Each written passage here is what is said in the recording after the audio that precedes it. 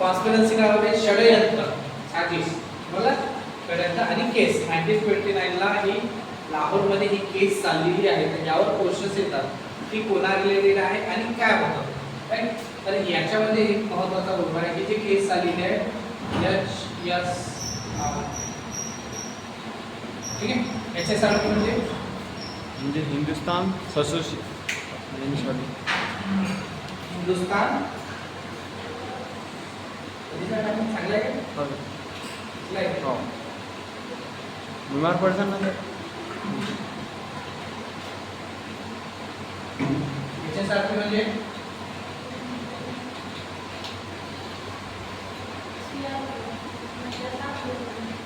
HSRP म्हणजे काय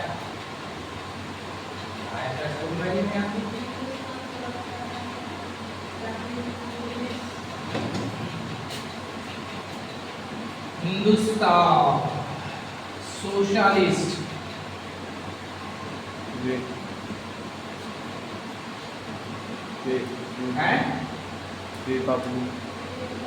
Republican party okay Hindustan socialist Republican party कोणी स्थापन केलेली होती याच्यामागे जो रोल होता त्या माणसाचं नाव आहे भगत सिंग राजगुरू भगत सिंग ओळखता भगत सिंगला क्रांतिकारी काय माहिती आहे भगत सिंग बद्दल गर्मी निघाली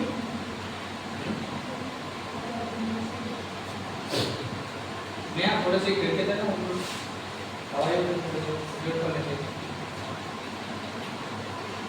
सोशलिस्ट रिपब्लिकन असोसिएशन याच्या आधी आपण बघितली होती फक्त HR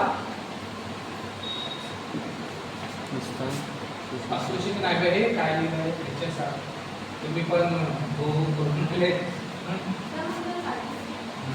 पार्टी नाही ते असोसिएशन असोसिएशन तेच म्हटलं सर कधी कधी होतं ना फ्लो मध्ये जातो आता INC शिकलो ना आपण हिंदुस्तान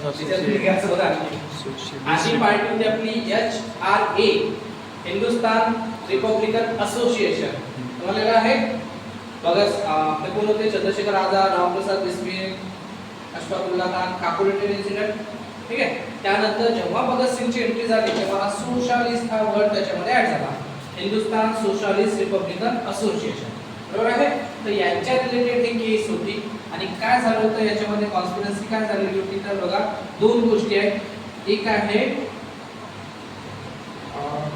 जॉन सॉन्डर्स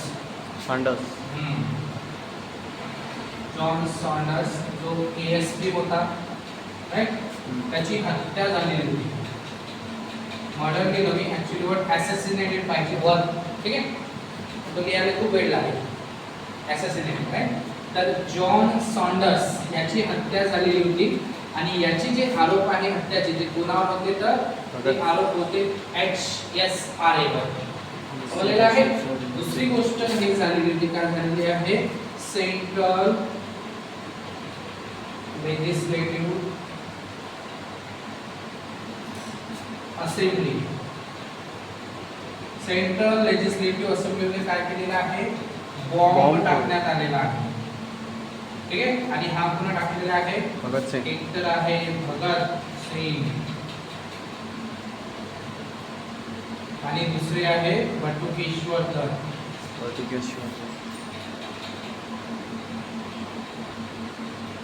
फक्त वाजणारा बॉम्ब हा समजलेला आहे आता ह्या दोनही ज्या घटना आहेत त्या HSRA च्या विरोधात होत्या त्यांची केस चालली आणि फायनली 3 लोकांना जवळपास फाशी झालेली आहे त्याच्यामध्ये जर म्हटलं भगत सिंग राजगुरू आणि सुखदेव यांना 23 मार्च 1931 ला फाशीची सजा झाली होती राइट तर ह्याच त्या घटना आहेत ज्या लाहोर कॉन्स्पिरसी केस म्हणून आपण ओळखतो ठीक आहे आता दोन घटनांवर थोडंसं डिस्कशन करू काय आहे याचा रोल काय होता बघा टेक्निकली पॉइंट जर विचारलं तर इथे क्वेश्चन बनतो तुमचा HSRA चा ठीक आहे दुसरा क्वेश्चन हे विचारला सफिशियंट आहे बाकीच्या गोष्टी लक्षात ठेवा आता झालं काय की जेव्हा भगत सिंग यांची एंट्री झालेली होती कारण आधी याच्यात आपण बघितलं होतं ठीक आहे HRA ची एवढी पॉप्युलॅरिटी झाली होती की भगतसिंग सारखे लोक तिथे इच्छुक होते जॉईन व्हायला की नाही आम्हाला सुद्धा HRA जॉईन करायचं, बरोबर आहे. पण तेव्हा जॉईन झाल्यावर थोडेसे विचार बदलले म्हणजे असं नाही आहे फक्त शस्त्र बाजूला ठेवलं. सोशलिझम सोशलिस्ट हा विषय त्यांनी ऍड केला त्याच्यामध्ये भगतसिंगांनी, म्हणून ते नाव चेंज झालं हिंदुस्तान सोशलिस्ट रिपब्लिकन असोसिएशन. ठीक आहे. दिसते आपल्याला कोणाला बॉम्बस्फोट कोणाला मारलं काहीच नाही आहे. म्हणजे 1925 ला जे झालं तिथून तर 1929 पर्यंत आपल्याला इतिहासामध्ये यांची घटना कोणतीच नाही दिसत. ठीक आहे ना. मग असं का केलं तर पुन्हा आपल्याला जावं लागेल. आपण बघितलं होतं 1927 ला सायमन कमिशन भारतामध्ये आलेलं होतं, आठवते ना. होती का तो बॅकग्राऊंड जर आपण बघितलं की बाकी काय आहे रिझन काय आहे तर सायमन कमिशन भारतामध्ये आलेलं होतं. याच्या अगेन्स्ट मध्ये प्रोटेस्ट करत होते. कोण करत होते? लाला लजपत राय. लाला लजपत राय हे प्रोटेस्ट करत होते लाहोरला सायमन कमिशनच्या अगेन्स्ट मध्ये. का?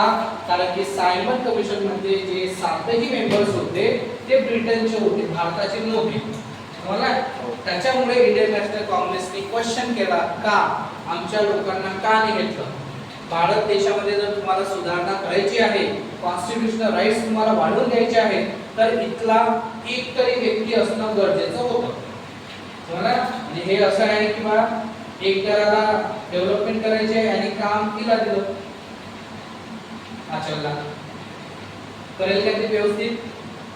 तिला माहित आहे की एक जरा कसा आहे बा कुठे पाणी खाली कुठे होते कधी काय होते जेवढी माहिती न्यायाला तेवढी आहे का नाही ना. तर हेच भारतातल्या INC चं म्हणणं होतं की तुम्ही सायमन कमिशन भारतामध्ये आणलेलं आहे 1927 ला नाही. त्याच्यामध्ये एकही पेपर भारताचा घेतला नाही तुम्ही. का नसेल घेतला? कारण की भारताचा व्यक्ती हा कॉन्स्टिट्यूशन मध्ये काम नाही करू शकत, हा कॉन्स्टिट्यूशन लिहू नाही शकत असं त्यांना वाटत होतं किंवा एवढा तो कॅपेबल नाही आहे की स्वतःचं कॉन्स्टिट्यूशन लिहिणं वगैरे ना. कोणी म्हटलं होतं असं? Lord Birkenhead. मग ते चालेत एक्सेप्ट केलं लॉर्ड बर्कनहेडचं कोणी मोतीलाल नेहरूंनी आणि मग नेहरू रिपोर्ट लिहून दाखवला. ते बऱ्यापैकी कॉन्स्टिट्यूशन समजलंय ना. तर याच्या अगेन्स्ट मध्ये प्रोटेस्ट चालू होता भारतामध्ये. त्या प्रोटेस्ट मध्ये काय झालेलं आहे लाठी चार्ज झालेला होता. ठीक आहे. आणि ऑर्डर देणारा कोण होता? James Scott. ठीक आहे. हा कोण होता? SP होता. समजलाय ना. ऑर्डर देणारा होता जेम्स स्कॉट ज्याने लाला लजपत रायच्या अंगावर काठ्या मारला, तो सुद्धा होता. समजला ना कोण आहे तो? जेम्स स्कॉट SP रँकिंगचा. ओके. आणि काही दिवसांनी लाला लजपत राय यांचा मृत्यू झाला. तर त्याचा बदला घेण्यासाठी यांनी प्लॅन बनवला की यांना मारणारा कोण आहे. पंजाब का शेर आहे लाला लजपत राय, पंजाबचे शेर. ठीक आहे. खूप सारे एक्स्ट्रा लोक एक्स्ट्रीमिस्ट वाले आहेत ना, लालबाल पाल है ना, एक्स्ट्रीमिस्ट वाले आहेत. तर खूप लोकांना हे आवडत होते पंजाब साइडला, खूप पॉप्युलॅरिटी होती. आणि त्यानंतर यांचा बदला घेण्यासाठी प्लॅन ठरला की या जेम्स स्कॉटला मारायचं आहे जो SP आहे. बघा तुम्ही म्हणा सर याला मारायचं आहे ना, इथं नाव तर सॉन्डर्स दिसते, सॅन्डर्सला का मारलं मग? बघा तर प्लॅनिंग झाली. चंद्रशेखर आझाद बॅकअपला उभे राहतील, कोणी जर हे मारून पळाले आणि कोणी त्याच्या मागे आले तर ते लक्ष ठेवतील काय. ठीक आहे. एक गोपाल नावाचा होता. ठीक. राजगुरू आणि भगतसिंग समजले ना. हे उतरले प्लॅनिंगला. तिकडनं पोलीस वर्दीमध्ये बुलेटर माणूस निघाला राईट. जो जय गोपाल होता त्याने काय केलेलं आहे डायरेक्ट मेसेज दिला की स्कॉट आलेला आहे, जनरल स्कॉट आला. जसा मेसेज आला सगळ्यात जास्त निशाणेबाजवाला माणूस राजगुरू. ठीक आहे. त्याने डायरेक्ट फायरिंग केलं त्याला बंदूक खाली पडला. नंतर भगतसिंग आले आणि भगतसिंगाने गोळ्या चालवल्या राईट. तर जॉन तिथं आता मराठात पण पाहिजे मेसेज सांगितला की जॉन स्कॉट आलेला आहे.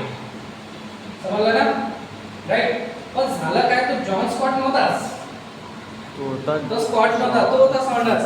बरोबर आहे. म्हणजे आयडेंटिफिकेशन मध्ये कुठेतरी चूक झाली. बरोबर आहे ना. मारायचं होतं वेगळ्याला, पण मेसेज आला की हाच आहे तो याला मारायचा आहे. राईट. त्यांनी तेव्हासारखं काही असं नव्हतं ना रोज इंस्टाला पोस्ट येईल अरे तुकाराम मुंडेचा आहे, आज त्यांनी सावजी हॉटेलबद्दल काहीतरी स्टेटमेंट दिलं, 8 दिवसापासून चालू आहे. समजलं ना. तेव्हा काही एवढे मीडियम नव्हते, ओळखण्यामध्ये चूक झाली. समजलं ना. त्याला वाटलं की हा स्क्वॉडच आहे आणि तो निघाला सांडस, बरोबर. आणि यांनी मग गोळीबार केला. त्यांना लवकर लक्षात आलं हवे याला तर मारायचं म्हणून हा तर सांडस आहे, आपल्याला स्क्वॉडला मारायचं होतं.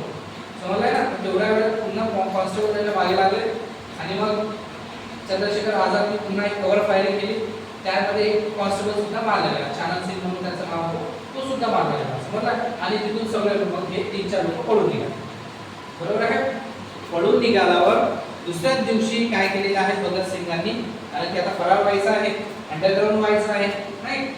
जसं आपण भगतसिंग म्हणतो, सिंग येते म्हणजे शीख लोक आहेत ते. आणि त्यांच्यामध्ये त्यांचे हेअर आणि ते दाढी वगैरे ते कापू देत नाही, हेअर नाही आहे, समजलं ना. पण देशासाठी त्यांनी ते सॅक्रिफाईस केलेलं आहे. त्यांनी केस कापले, त्यांनी दाढी केली, राईट, हॅट घातली, राईट. आणि एक दुर्गा भाभी म्हणून होते आहेत, त्यांना सोबत घेतलं ॲज अ वाईफ म्हणून, आणि त्यांना पळायचं होतं तिथून.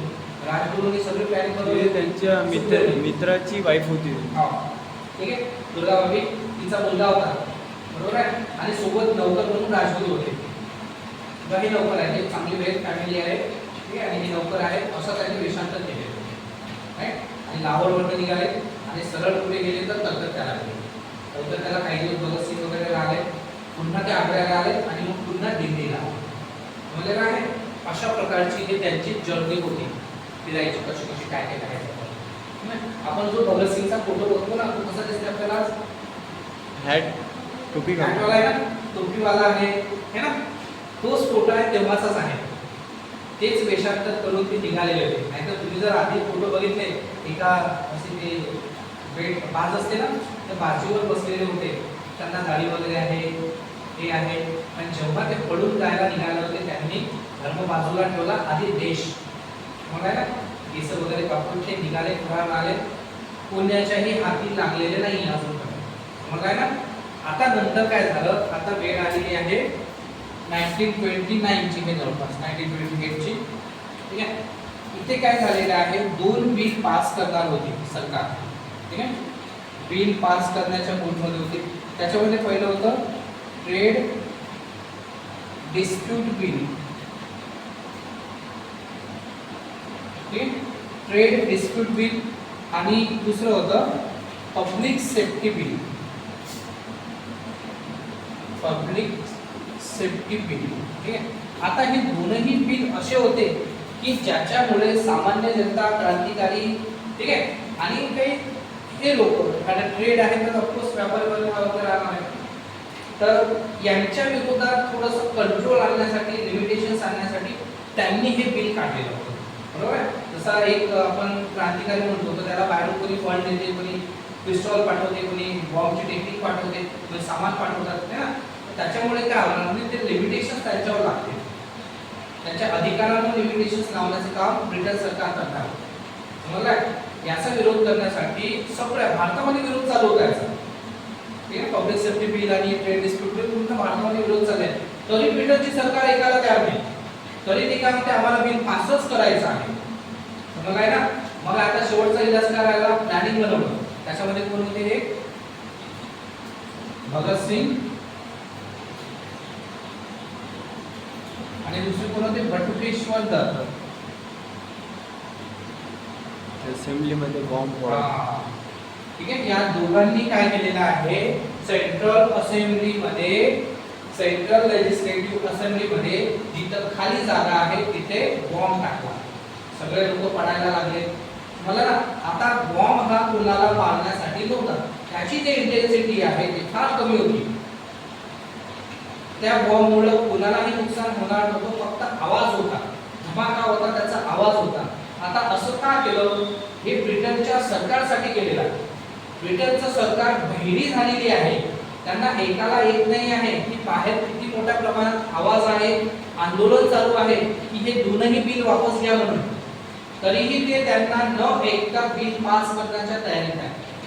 मला ना, त्यांचे कान उघडण्यासाठी हा बॉम्बस्फोट केलेला आहे बटुकेश्वर दत्त आणि भगतसिंग यांनी. म्हणजे आहे. आता विषय असा आहे की बॉम्बस्फोट टाकला, दोघेही जण पडू शकले असते, समजलं ना, पण पळाले नाही. इन्कलाब जिंदाबाद, भारत माता की जय, हो ना, अशा प्रकारच्या त्यांनी घोषणा दिल्या आणि पॅम्पलेट वाटले, समजलेलं आहे. पळाले नाही तिथून, मग पोलीस आले आणि त्यांना मग अरेस्ट केलं, पॉलिटिकल प्रिझनर्स म्हणून त्यांना जेलमध्ये टाकलं, समजलं आहे.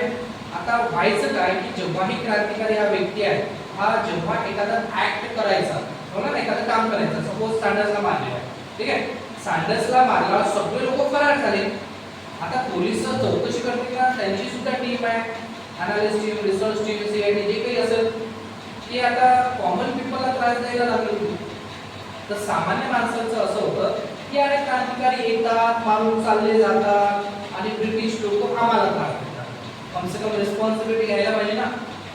आज जशी कुठली टेररिस्ट संघटना रिस्पॉन्सिबिलिटी घेते, कुठे बॉम्बस्फोट झाला की पटकन पोलिसांना मेसेज, तुम्ही केलेला अल कायदाने केलेला आहे, रिस्पॉन्सिबिलिटी घेते ना.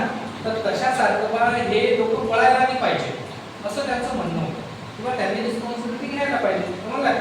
म्हणून भगतसिंगनं म्हटलं की यार आम्ही काही भगोडे नाही आहोत, समजलं ना, आम्ही ते रिस्पॉन्सिबिलिटी घ्यायला तयार आहोत.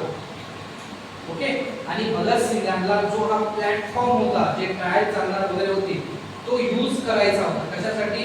तुमच्यासारखे जे युवा लोक आहेत, जसे होतात ठीक आहे ना, त्यांच्या मनामध्ये देशभक्ती जागृत व्हावी आणि देशभक्तीसाठी काहीतरी करावं, याच्यासाठी तो मेसेज होता.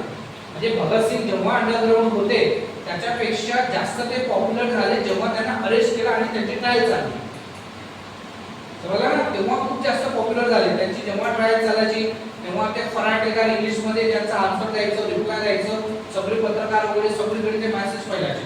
म्हणजे एक काळ असा झाला की गांधीजीपेक्षाही पॉप्युलर भगतसिंग झाले होते त्या काळामध्ये, एवढे फॅन फॉलोइंग भगतसिंगाचे वाढले होते, समजलं ना. तर सध्या काय चाललेलं आहे, फक्त हा विषय चालू होता. सरकारला माहीतच नव्हतं की या सॉन्डर्सच्या मागे सुद्धा यांचा हात आहे म्हणून, सरकारला माहीतच नव्हतं, समजलं ना. पण सरकार किती दिवस चुप, काही ना काही तर त्यांचं धागेदोरे चालूच असतात लावून, ठीक आहे. आणि तेव्हा मग काही क्रांतिकारांना उचललं, ठीक आहे, उचललं त्यांना, एकामागून एक क्रांतिकारी पकडायला सुरुवात झाली. आणि मग समजलं की नाही, या सॉन्डर्सला मारण्याच्या मागे HSRAचा हात आहे आणि त्याच्यातले 2-3 पेपर तर ऑलरेडी आहेत आपल्याकडे, बरोबर ना. आणि मग त्यांच्यावर ते केस झालेली आहे हत्याची. त्याचीच केस सर त्याच्यावर लावली, त्याचीच केस त्याच्यावरच लावली. मग कोणाला समजा एका प्रकारे समजलं कसं त्यांनीच केलेलं आहे ना, त्यांच्याच विरोधात केस लावतील ना. पण यांना माहित होतं सर हे दोघं आहेत म्हणून, मेन कोणाला माहित होतं? या इंग्रजांना नाही, माहितच नव्हतं. तेच तुम्ही सांगत आहे, इंग्रजांनी बटुकेश्वर दत्त आणि भगतसिंगला पकडलं, समजलं ना. पकडल्यावर त्यांचा जे पॉलिटिकल प्रिझनर्स म्हणून त्यांची ट्रायल सुद्धा चालली, त्यांना जेलमध्ये टाकलं. पण ब्रिटिशांना माहित नव्हतं की भगतसिंग यांनी यांचा खून केलेला आहे म्हणून, की त्यांना मारलेला म्हणून सॉन्डर्सला, समजलं ना.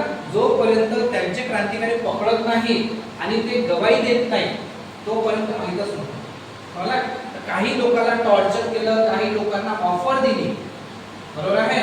आणि ऑफकोर्स भारत देशात करप्टेड गद्दार लोक आहेतच, आहेत ना. सगळ्यांचे गद्दारीचे आणि क्रांतिकारी लोक पकडले गेले आहेत. चंद्रशेखर आझाद गद्दार एक होता, त्याने न्यूज दिली की एका पार्क मध्ये आहे, पकडले गेले, ठीक आहे. त्याने पकडून नाही गेलं, स्वतःला पिस्टल लावून हे करून टाकलं, है ना. त्याच्यानंतर आपण जर गेलो तर जसं हेच ना आपले नागपुरी ट्रेन इन्सिडेंट वाले, त्यांच्यामध्ये सुद्धा गद्दार होते ना. त्याच्या आधी आपण गेलो याच्यामध्ये गद्दार होते, वासुदेव बळवंत फडके त्यांच्यामध्ये गद्दार, चाफेकर बंधू, रँडेची त्यांनी हत्या केलेली होती त्याच्यामध्ये सुद्धा गद्दार. गद्दार लोक आहेतच भारतामध्ये, आजही दिसतील आपल्याला, जे देशाच्या यांच्या विरोधात भूमिका घेतात. कोणाला पैशाची लालूच दिली, कोणाला टॉर्चर केलं तर त्यांनी सरेंडर केलं आणि सगळं सांगून दिलं की बा भगतसिंग, राजगुरू, सुखदेव यांनी प्लॅनिंग केली, चंद्रशेखर आझाद त्याच्यामध्ये होते, ठीक आहे. आणि बंदूक पूर्ण चालेल सगळं जयगोपालने सगळं सांगून दिलं, ठीक आहे. तर 3-4 लोकांची गवाही घेतली, त्यांना सरकारी गवाह बनवलं, त्यांच्या स्टेटमेंट घेतले.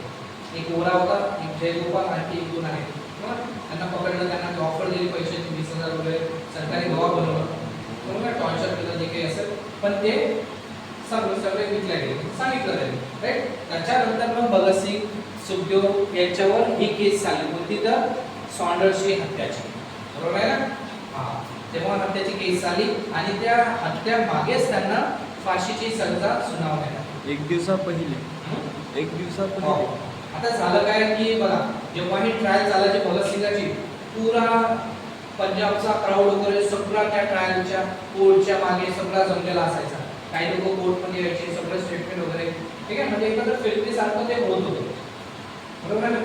आता काय झालेलं आहे की सरकारला वाटलं की यार हा खूप जास्त पॉप्युलर आहे, त्याला अजून हे केलं तर गुन्हे शब्द त्याला पडून घेऊन जाते. तर त्यांनी काय केलं, सगळं बंद केलं. 3 जजांची कमिटी बसवली, बेंच म्हणतो त्याला आपण, ठीक आहे. त्या बेंच मध्ये 2 जज ब्रिटिशर्स आणि 1 जज आपला भारतीय होता. आणि निर्णयाचं असं ठेवलेलं आहे की जे मेजॉरिटी मध्ये राहणार आहे तो निर्णय लागणार, समजलाय ना? तर त्या 3 बेंचच्या ट्रायल मध्ये भगतसिंगाची सगळी ट्रायल मध्ये बेंच मध्ये, ओके. आणि त्यांनी मग काय केलं, फायनली सगळं प्रूफ, एव्हिडन्स, जे काही त्यांच्याकडे स्टेटमेंट आलेलं आहे, सरकारी गवाह वगैरे जे काही बनलेले आहे, त्यांच्या आधारावर त्यांना मग फाशीची सजा सुनावण्यात आली. समजलेलं आहे? 2 जज म्हणत होते की भगतसिंग राजगुरू सुखदेवांना फाशी व्हायला पाहिजे, 1 जज म्हणत होता की यांना उंडकेत व्हायला पाहिजे. समजला? फैसला कसा होता, मेजॉरिटीवर, ठीक आहे ना?